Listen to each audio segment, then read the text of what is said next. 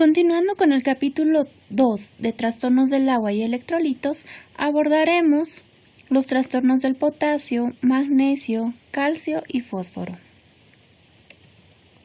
Trastornos del potasio. Como habíamos mencionado, el potasio es el catión intracelular más abundante y principal, con un valor de 150 miliequivalentes litro. A nivel extracelular, el valor oscila entre 3.5 a 5 miliequivalentes litro. La relación que existe entre el potasio intracelular y extracelular va a determinar lo que es el potencial eléctrico en reposo. Fuera de ello, va a estar regulado intracelularmente por las proteínas, ácidos nucleicos, glucógeno y el manejo renal de electrolitos e hidrogeniones. En esta diapositiva pueden observar cómo se activa el potencial de acción a nivel intracelular. Los cationes más importantes a nivel extracelular, como habíamos mencionado, son el calcio y el sodio. Tanto el calcio como el sodio van a determinar la despolarización celular. Por otro lado, el anión principal extracelular es el cloro, que a la vez va a intervenir a nivel de la repolarización. Y es el potasio, el catión intracelular predominante, cuya salida va a permitir la repolarización.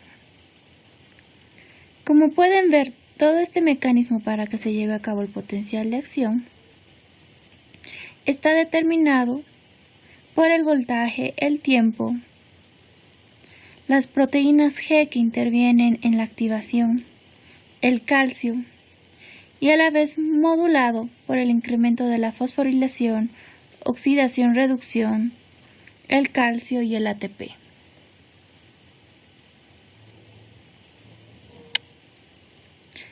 Por lo general, se ingiere 100 miliequivalentes de potasio al día a través de la dieta, de los cuales 90 miliequivalentes kilo corresponde a la absorción intestinal, llegando a eliminarse a través de las heces de 5 a 10 miliequivalentes. Esta cantidad de potasio que se absorbe a nivel intestinal pasa al líquido extracelular con un valor de 65 miliequivalentes y se va a redistribuir hacia los tejidos por medio de ciertas hormonas como son la insulina y la epinefrina. Por otro lado, el excedente va a ser eliminado a través de la aldosterona, llegando a eliminar 90 a 95 miliequivalentes por la orina. Entonces el potasio va a tener una función primordial en lo que corresponde al equilibrio ácido-base. ¿Qué es lo que sucede? Cuando existe acidosis, para compensar este pH ácido en la sangre, lo que hace la célula es introducir hidrogeniones, intercambiándolo con cationes, en este caso con el potasio, y de esta forma incrementa la concentración de potasio sérico, produciéndose hipercalemia. Se dice que por cada cambio de disminución de 0.1 en el pH, incrementa la concentración sérica del potasio en 1 miliequivalente litro. Por otro lado, otra forma de regular la concentración del potasio es a través de la bomba ATPasa sodio-potasio, donde 3 moléculas de sodio salen intercambiándose por 2 moléculas de potasio que ingresan a la célula. Como habíamos mencionado, la insulina es una hormona reguladora en la cual para que la glucosa ingrese a la célula necesita activar los canales de potasio, lo cual va a generar una disminución de la concentración de potasio sérico. Otras hormonas que participan en el metabolismo del potasio son las catecolaminas beta-adrenérgicas, que producen un ingreso del potasio a la célula.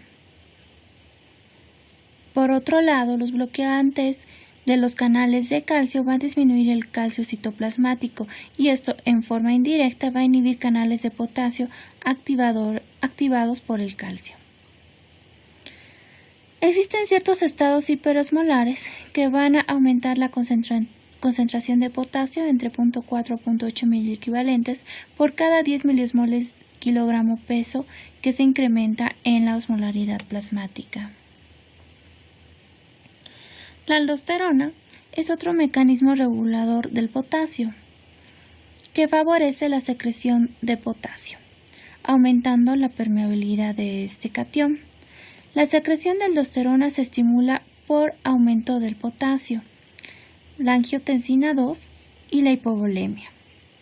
A su vez, el péptido natriurético auricular y la disminución del potasio en forma contraria van a inhibir la secreción de la aldosterona.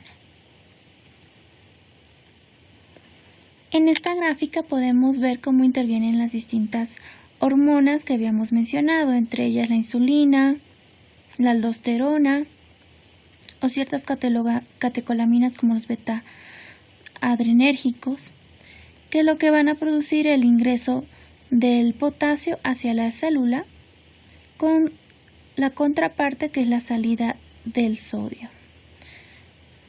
Esto a nivel de las células musculares, a nivel de los túbulos corticales, lo que sucede es que van a activar las mismas bombas de ATPasa sodio-potasio por medio de la aldosterona, de la angiotensina, que igual va a producir el ingreso del potasio a nivel intracelular con salida del sodio.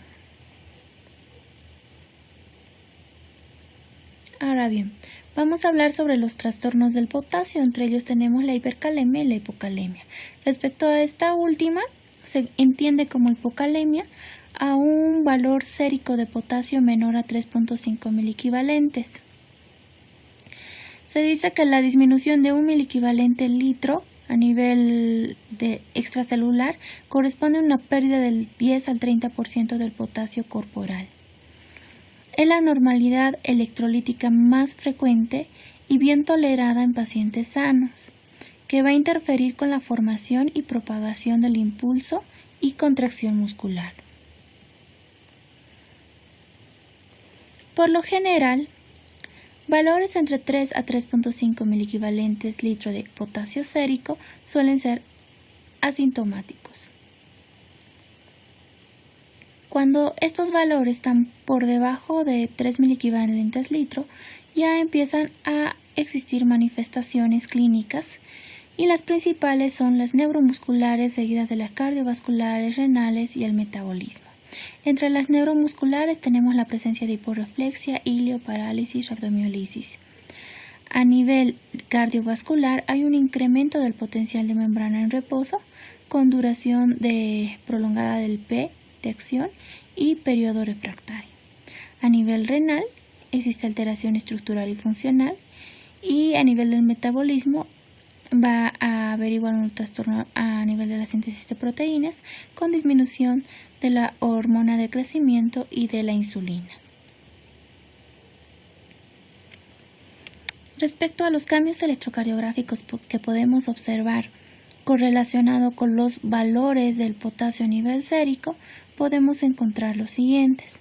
Cuando el valor sérico del potasio está por debajo de 3 miliequivalentes litro, podemos identificar ya una onda T plana con depresión del segmento ST y la presencia de ondas U. Cuando el valor es menor a 2.5 miliequivalentes litro, estas ondas U suelen ser más prominentes con inversión de la onda T. El segmento PR y QT se encuentran prolongados y el complejo QRS se encuentran ensanchados. Entonces, como habíamos mencionado en esta gráfica, podemos ver las principales alteraciones electrocardiográficas. Habíamos mencionado la depresión del segmento ST, la onda U prominente y una onda T bifásica. ¿Cuál es el tratamiento? Lo más principal es identificar la causa que produce la hipocalemia y corregirla. No se aconseja la administración de bolos. Por lo general, la corrección debe realizarse en 1 a 2 horas y consiste en administrar 0.5 miliequivalentes por cada kilo en 1 hora. Posteriormente, se debe iniciar infusión como aporte de potasio entre 20 miliequivalentes a 40 miliequivalentes litro, diluido en solución salina o agua bidestilada. Se debe hacer monitoreo electrocardiográfico con control del potasio sérico cada 4 horas. Cuando ya se trata de pérdidas crónicas, la corrección puede ser vía oral, 3 a 5 miliequivalentes kilogramo día. Se debe considerar que cuando vayamos a corregir el potasio y los controles séricos posteriores a estas correcciones no sean los esperados, podríamos indagar que puede hacer falta otro catión para que se lleve a una corrección óptima. En este caso debemos pensar que existe un déficit de magnesio, para lo cual se deberá iniciar un aporte del mismo para corregir en estos casos de hipocalemia refractaria. La hipercalemia.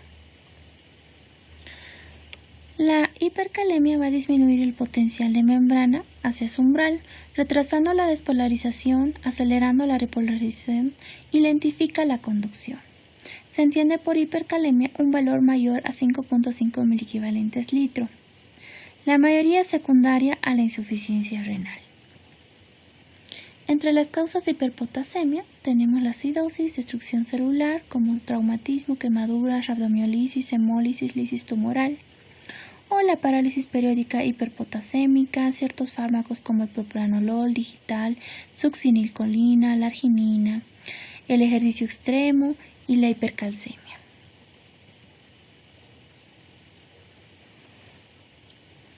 En la hipercalemia existe una disminución de la secreción de potasio por regiones terminales de la nefrona, pobre tolerancia a la administración de este ion, como será en el caso de cuando se administran diuréticos, el captopril, la heparina, ciertos AINES.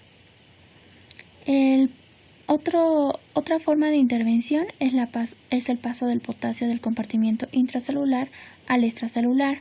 Esto sucede principalmente en casos de acidosis metabólica, y esta acidosis metabólica puede ser de dos tipos, dependiendo si existe acidosis inducida por un ácido mineral u orgánico. También se encuentra este mecanismo en los casos de traumatismo severo, como en los casos de hiperosmolaridad, que se acompaña de hiperglucemia por cada 0.6 miliequivalentes de potasio, que incrementa por cada 10 milismoles kilogramo de agua. Entonces, como habíamos mencionado, existen dos tipos de acidosis metabólica, en los cuales intervienen los ácidos minerales, como el ácido clorhídrico, donde aumenta la concentración sérica de potasio y disminuye la excreción de orina, o cuando esta acidosis metabólica está dada por ciertos ácidos orgánicos como el lactato, el beta-hidroxibutirato y el metilmalónico, donde estos no se modifican. ¿Cuáles son las causas más frecuentes? Como habíamos mencionado, la insuficiencia renal aguda o crónica. Se puede predecir que un incremento de 0.3 a 0.5 miliequivalentes litro en trauma, sepsis o algún estado de catabolismo, se encuentra aumentado. El desarrollo de la uremia. Existe un incremento en la eliminación gastrointestinal de potasio hasta del 20% de la ingesta, cuando el aclaramiento de la creatinina es menor al 20%. Ahora bien, ¿cuáles son las manifestaciones de la hipercalemia? Las principales manifestaciones son musculares y cardíacas. Entre las neuromusculares tenemos una conducción nerviosa facilitada, donde existe presencia de parestesias, actividad motora espontánea, bloqueo neuromuscular despolarizante con parálisis flácida. Respecto a las alteraciones cardíacas, existen alteraciones en el sistema de conducción. Por otro lado, también hay ciertos efectos hormonales, donde existe estimulación de la secreción de aldosterona, insulina, glucagón, que inhiben la producción de renina.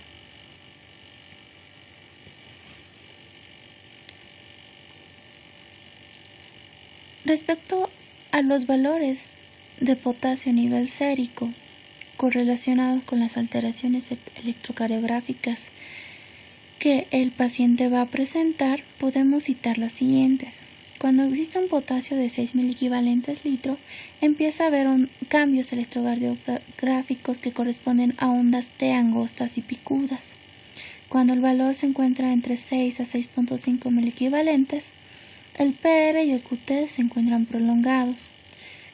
Valores entre 6.5 a 7.000 equivalentes litro, existe aplanamiento ya de la onda P con depresión de la ST, y ya valores mayores a 7.5 la P desaparece, existe ensanchamiento del QRS, se desarrollan arritmias, bloqueos, hasta llegar al paro cardíaco. Entonces, en esta gráfica, haciendo un resumen de las alteraciones electrocardiográficas, podemos ver que existe una prolongación del intervalo PR. Habíamos mencionado que inclusive puede haber un aplanamiento de la onda P.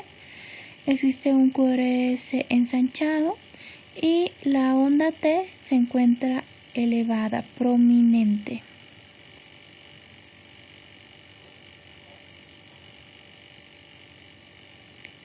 Bueno, en la hipercalemia, cuando ésta se empieza a instalar, habíamos mencionado que estas ondas T se encuentran picudas.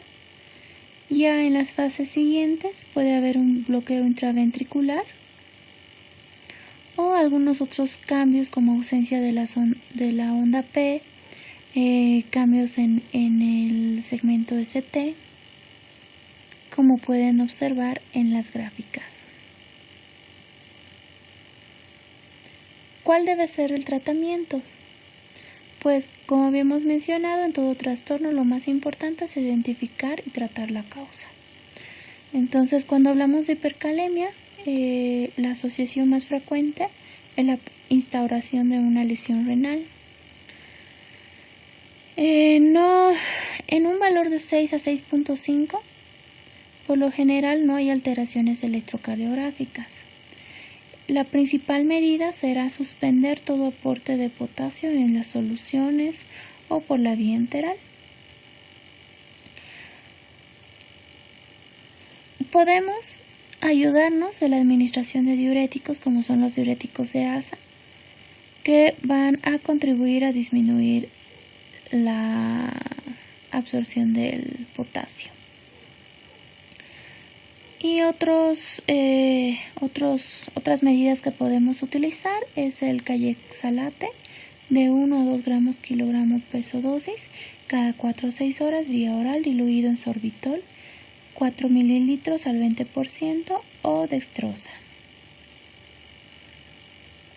Otra medida en el tratamiento pueden ser los beta-adrenérgicos, como son las nebulizaciones con el medicamento más conocido que es el salbutamol, o la administración endovenosa de este a 0.01 miligramos kilogramo dosis cada 30 a 60 minutos. Cuando el potasio está mayor a 6.5 y existen cambios electrocardiográficos, debemos administrar un bolo de gluconato de calcio al 10%, con una dosis de 50 miligramos kilo en 10 minutos.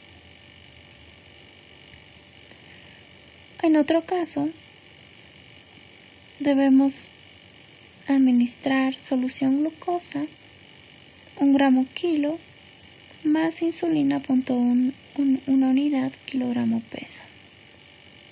Otra medida es el bicarbonato de sodio de 1 a 2 miliequivalentes endovenoso en 20 minutos. Este es un resumen de las alteraciones electrocardiográficas comparando trastornos de la hipocalemia como de la hipercalemia. y su correlación en relación al valor sérico.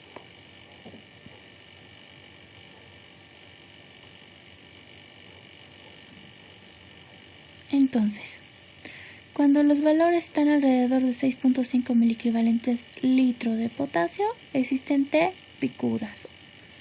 Si el valor está de 7 a 8 miliequivalentes litro, existe prolongación del intervalo PR, desaparece P o ensanchamiento del complejo QRS. Y si existe un incremento mayor a 8 miliequivalentes litro, puede haber una QRS convergente con la onda T y que se forma una onda sinuosa. No olvidar que con valores ya superiores a 7 miliequivalentes, la posibilidad de desarrollar un paro cardíaco por fibrilación auricular o asistolia es probable. Muy bien. Entonces, el objetivo del tratamiento es desviar el potasio del suero al interior de las células.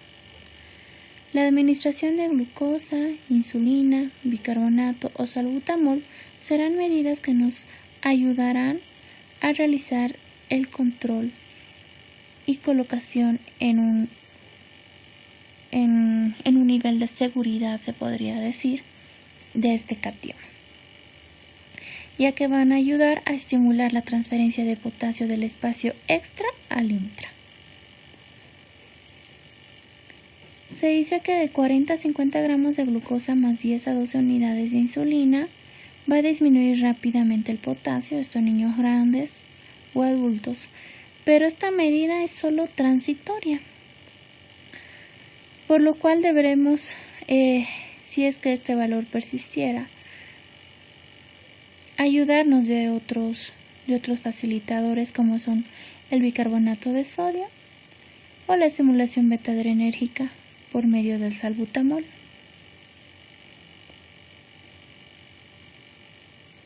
Se dice que también otra medida, no muy frecuentemente usada, es la hiperventilación iatrogénica, donde existe disminución de 10 milímetros de mercurio del CO2 arterial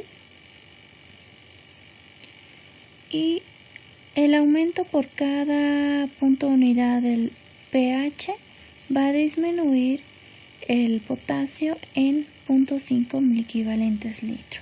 Pero esta última medida pues no es una medida que se lo haga con frecuencia. Por lo general se sugiere iniciar principalmente con las nebulizaciones con salbutamol, administrar el bolo de gluconato de calcio y continuar con las medidas de bicarbonato y insulina.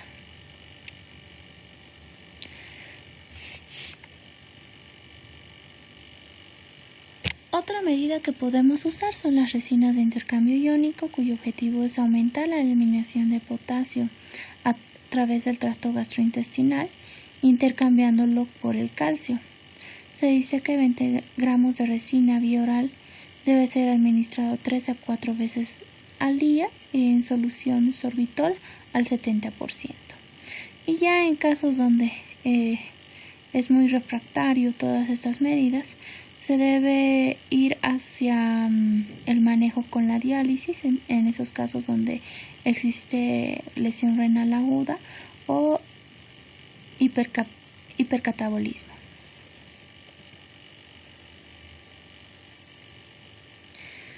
Entonces, analizando todas estas medidas, podemos destacar los mecanismos en los cuales nos van a ayudar a controlar y regular la concentración del potasio sérico.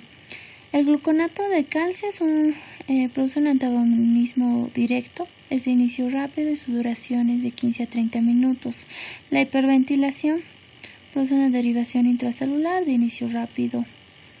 La hemodiálisis ayuda a la eliminación y pues al igual de forma rápida.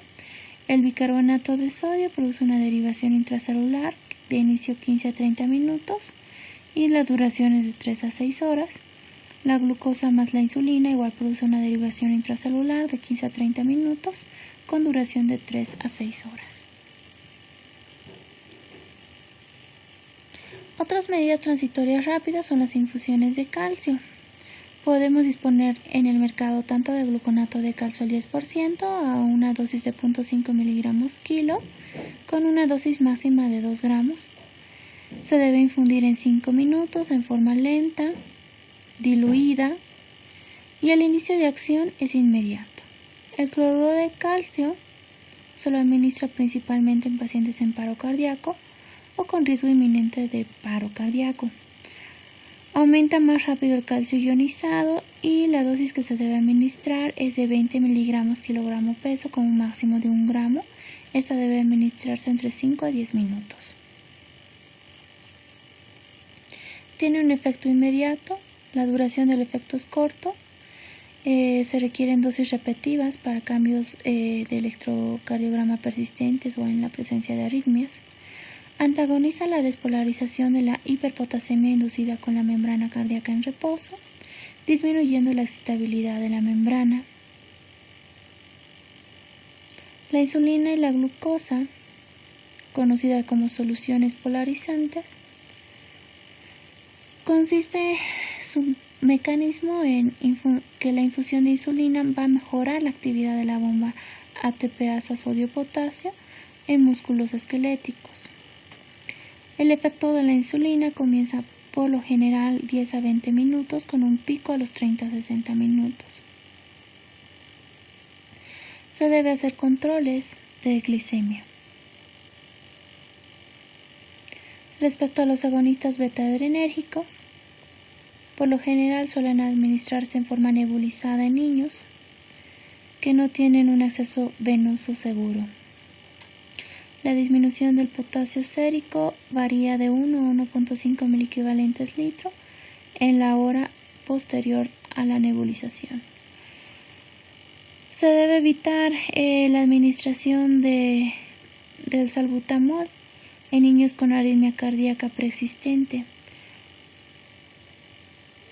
y se debe tomar en cuenta como efectos colaterales la taquicardia y temblores. Respecto al bicarbonato de sodio, no debe ser considerada como la única terapia para la hipercalemia. La dosis varía de 1 miliequivalente por kilo, con una dosis máxima de 50 miliequivalentes. Suele administrarse entre 10 a 15 minutos. En mayores de 6 meses se utiliza bicarbonato de sodio al 8.4%, que corresponde a 1 ml kilo. En menores de 6 meses se debe utilizar una concentración menor a 2 ml kilo con solución al 4.2%. El riesgo de administrar bicarbonato de sodio es la hipernatremia. Se debe medir el potasio en suero en 1 a 2 horas después del inicio del tratamiento.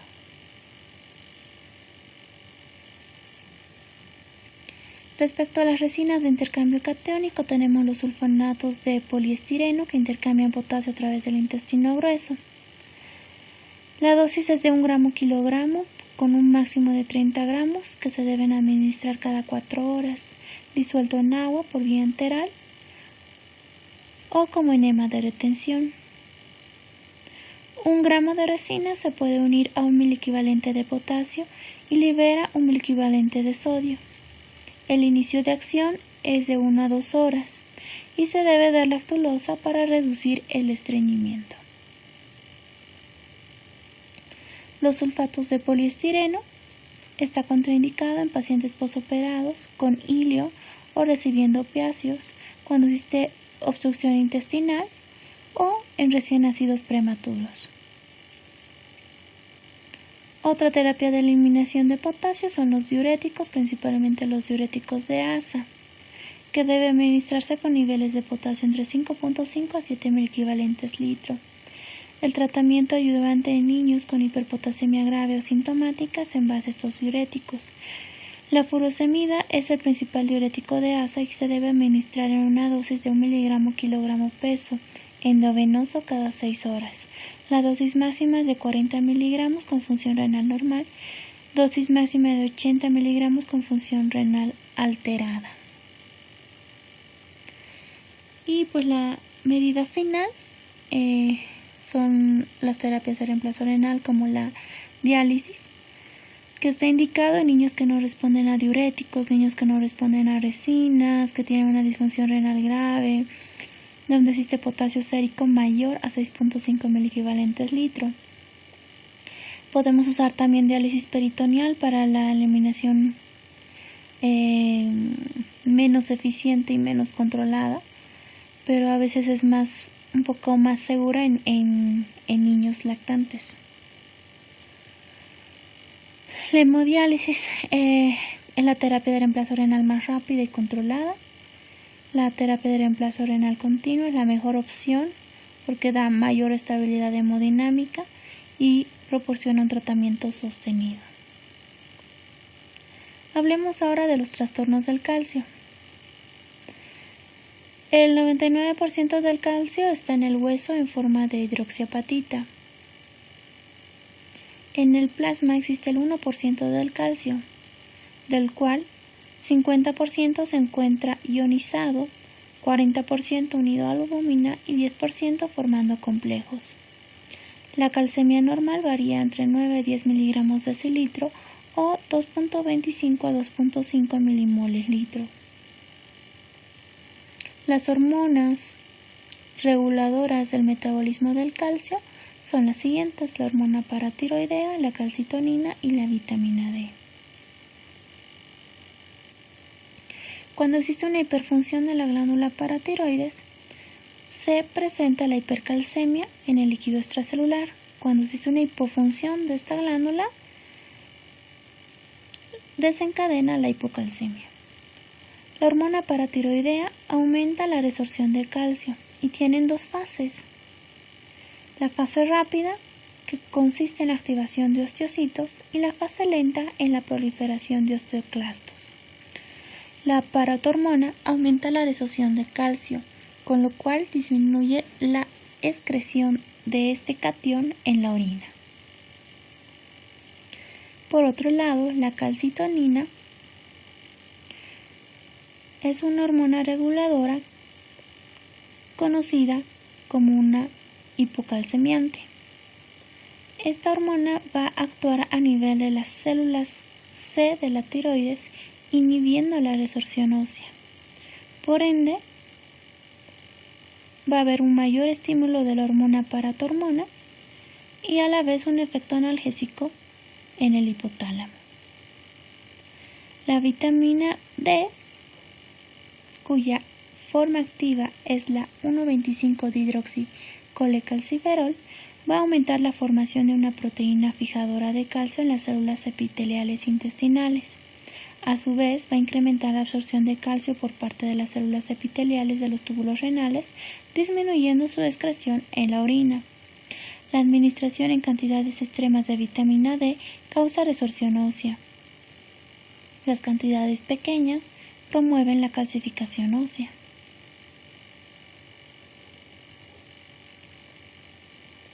Hablando ya sobre los trastornos del calcio, la hipercalcemia leve corresponde a un valor sérico mayor a 10.5 y menor a 11.9. ¿Cuáles son los síntomas? Polidipsia, poliuria, dispepsia por aumento de la gastrina y puede existir depresión o deficiencia cognitiva. La hipercalcemia moderada corresponde a un valor sérico de calcio entre 12 y 13.9, cuyos datos clínicos son los siguientes: apatía, fatiga, debilidad, anorexia, náuseas, constipación. Respecto a la hipercalcemia severa, corresponde a un valor sérico de calcio mayor a 14 miligramos de decilitro, presentando al igual apatía, fatiga, debilidad, anorexia, náuseas y constipación, llegando a desarrollar deshidratación, dolor abdominal, vómitos, letargia, obnubilación e inclusive coma. ¿Qué factores de riesgo existen para desarrollar este trastorno? Enfermedades maternas como toxemia, diabetes mellitus, hiperparatiroidismo o déficit de vitamina D. La prematurez. A menor edad gestacional, la frecuencia es más elevada. Complicaciones del trabajo de parto y del nacimiento, como ser asfixia intrauterina, trabajo de parto prolongado, parto traumático u otras causas como la exsanguinotransfusión, administración de bicarbonato de sodio. Cuando existe hipocalcemia, existe una estimulación de la liberación de la hormona paratiroidea. Esta a su vez va a actuar a nivel de los huesos, activando a los osteoclastos y por ende a la resorción ósea. A nivel del riñón va a producir una mayor reabsorción de calcio, va a activar a la vitamina D en 1.25 de hidroxicalciferol y esta va a actuar a nivel gastrointestinal para que se reabsorba más calcio. A nivel hepático va a sintetizar más hormona de la vitamina D. No se olviden que la vitamina D se encuentra a nivel de la piel y se activa con los rayos solares y también la ingerimos, ¿no? Entonces esto va a pasar por el hígado y se va a activar y formar más 1.25 de hidroxicolecalciferol, que es la forma activa de la vitamina D. Respecto a las hipocalcemias, ¿cuáles son las manifestaciones clínicas? Pues principalmente las neuromusculares y las del sistema nervioso central. A nivel neuromuscular existe aumento de la irritabilidad neuromuscular, existe tetania latente o manifiesta.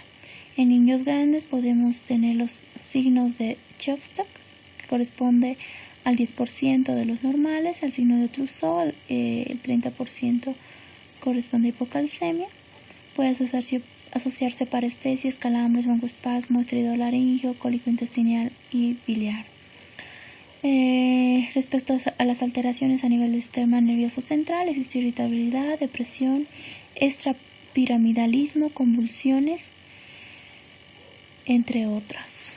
Respecto a las cardiovasculares, existe insuficiencia cardíaca congestiva con alteraciones electrocardiográficas que corresponden a la prolongación del segmento QT, oftalmológicas como cataratas subcapsulares, dermatológicas como el impétigo herpetiforme, psoriasis, candidiasis, óseas, la osteosclerosis, la osteitis fibrosa quística, la osteodistrofia renal, raquitismo, osteomalacia. Y respecto a las intestinales, el síndrome de mala absorción. Existe este mnemotécnico que está relacionado con la hipocalcemia, se lo conoce como CATS of hipocalcemia. Y estos CATS corresponde cada sigla, la C en convulsiones, A en arritmias, T en tetania y S en espasmos y estridor. Para no olvidarnos estos datos clínicos cuando sospechemos de hipocalcemia. La confirmación de la hipocalcemia se efectúa con los niveles de calcemia total o preferentemente el calcio iónico. Ante una disminución marcada del calcio iónico se puede observar en el electrocardiograma una prolongación del intervalo QT. Por eso es muy importante sacar el QT corregido en estos niños. ¿Cuál es el tratamiento? En la hipercalcemia, pues principalmente retirar el aporte de calcio y dependiendo la causa, tratarla, ¿no? En casos de hipercalcemia muy importante, nos basaremos en administrar diuréticos de asa, administrar bifosfonatos y la hidratación con solución salina nos ayuda a controlar mucho estos valores altos de calcio hasta identificar y realizar el abordaje de la causa de este trastorno. Cuando hablamos de hipocalcemia, pues se la debe corregir de acuerdo al calcio elemental y esto varía de 10 a 15 miligramos kilogramo peso. La forma de presentación del calcio, La más frecuente es el gluconato de calcio, el 10%, y debemos considerar que cada ampolla de gluconato de calcio tiene 94 miligramos de calcio elemental. Trastornos del magnesio. Como habíamos mencionado, el magnesio es el segundo catión intracelular más importante. Por lo general se consume 360 miligramos de este catión y una tercera parte se absorbe en el intestino. Las concentraciones plasmáticas varían de 1.6 a 2 miligramos de decilitro. La absorción no depende de la hormona vitamina D. Su distribución corresponde al 60% intraóseo, 31% intracelular, 2% extracelular. Y la acidosis metabólica, la hipocalemia e hipofosfatemia reducen su reabsorción renal. Como causas tenemos la reducción en el consumo, la redistribución extra e intracelular, la reducción de la absorción, aumento de las pérdidas intestinales y o renales, y se puede decir que están asociadas a un 40% con otro trastorno electrolítico. Respecto a las manifestaciones clínicas de la hipomagnesemia podemos citar las siguientes: musculares, debilidad muscular, parestesias, fasciculaciones y temblores. Respecto a las neurológicas, un estado mental alterado, nistagmos. Cardiovasculares, ondas U, prolongación del QT, puntas torcidas o fibrilación ventricular, aumento de la toxicidad por digitálicos. ¿Cuál es el tratamiento? Corregir el potasio y el calcio. La administración varía de 1 a 2 gramos endovenoso en 10 a 60 minutos y en niños pequeños la corrección varía de 30 a 50 miligramos kilo. Podemos usar también diuréticos ahorradores de potasio. En la hipermagnesemia, las concentraciones plasmáticas por lo general se encuentran mayor a 2 miligramos decilitro, cuyas causas están relacionadas con la falla renal, el consumo de litio, el hipotiroidismo, el gran quemado, la enfermedad de Addison y la iatrogenia. Los síntomas, a su vez, pueden dividirse en neuromusculares como en cardiovasculares. Los neuromusculares, donde existe hiporreflexia, parestesias faciales; entre los cardiovasculares, hipotensión y bradiarritmias; y existen otras alteraciones como la prolongación de la coagulación o el flashing facial. El tratamiento es el gluconato de calcio de 100 a 200 miligramos por kilo o 0.5 a 1 gramo endovenoso en niños ya grandes. Respecto a los trastornos del fósforo, la hipofosfatemia puede ser dividida en tres. La hipofosfatemia leve, con un valor sérico de 2.5 a 3.5 miligramos de decilitro; la moderada, de 1 a 2.4, y la grave, menor a 1. ¿Cuáles son las causas? La disminución de la absorción, como en los casos de diarrea crónica, en la deficiencia de vitamina D, o puede deberse a un aumento de la excreción, ya sea por hiperparatiroidismo, el síndrome de Fanconi adquirido o congénito y la diuresis. Y también puede deberse a la distribución extra intracelular, como la cetoacidosis o quemaduras extensas, o la misma alcalosis respiratoria, el síndrome de realimentación y las crisis blásticas leucémicas. ¿Cuáles son los síntomas? Debilidad muscular, dificultades con el Winning, alteración en la contractilidad cardíaca, hemólisis, visitopenia, convulsiones. ¿Cuál es el tratamiento? Leche descremada entera, cápsulas neutras de fosfato de potasio o endovenoso con fosfato de potasio o fosfato de sodio. La velocidad de infusión debe ser de 1 a 3 milimoles hora y se debe adicionar en algunos casos vitamina D. En la hiperfosfatemia la concentración suele ser mayor a 4.5 miligramos de decilitro.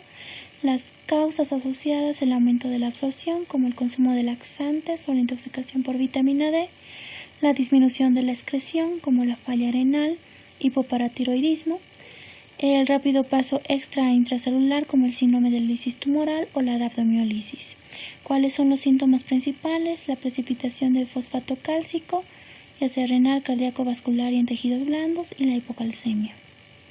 El tratamiento Pues principalmente la restricción en la dieta con queladores de fosfato como el carbonato de calcio, expansión del volumen y en casos ya más severos la hemodiálisis. Gracias.